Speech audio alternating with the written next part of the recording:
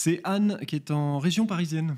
Absolument. Alors, Anne souhaite acheter une maison, mais celle-ci est occupée par une locataire, et attention, qui n'a pas de bail.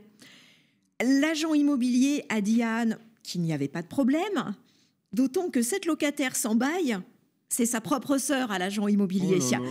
Voilà. Bon, mais quand même, Anne se demande quelles précautions elle doit prendre.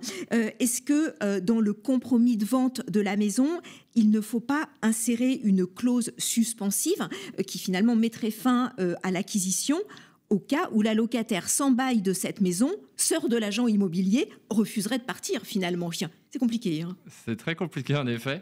Oui, prudence sur ce sujet-là. C'est un sujet qui peut arriver pas mal de fois d'ailleurs dernièrement. La première chose à faire, vous me l'avez dit, il n'y a pas de bail. Donc c'est vérifier s'il y a un paiement des loyers tous les mois.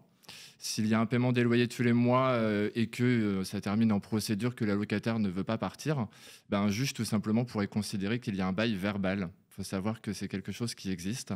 Un bail verbal tout simplement parce que les loyers sont payés en fait. Parce qu'il y a un loyer versé tous les mois, donc c'est comme s'il y avait un bail existant. Ok. Donc ça pourrait engendrer une procédure qui pourrait durer longtemps. Donc s'assurer qu'il n'y ait pas de paiement des loyers.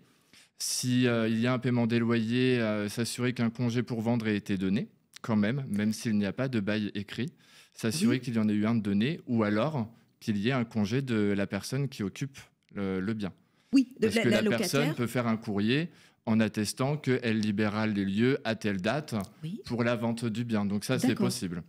Ensuite, même si on a ce courrier-là, il faut se protéger. Donc bien sûr, dans le compromis, on insère une condition suspensive. On insère la condition que le bien devra être libre de toute occupation le jour de la signature et que s'il ne l'est pas, il n'y aura aucune indemnité et que le compromis sera caduc. D'accord. Voilà, comme ça, au moins, il y a cette protection-là. On fait une visite une semaine ou quelques jours avant la signature authentique. Et comme ça, on s'assure que le bien est bien libéré, qu'il n'y a plus de meubles, que tout est vide. D'accord, mais donc effectivement, c'est ça.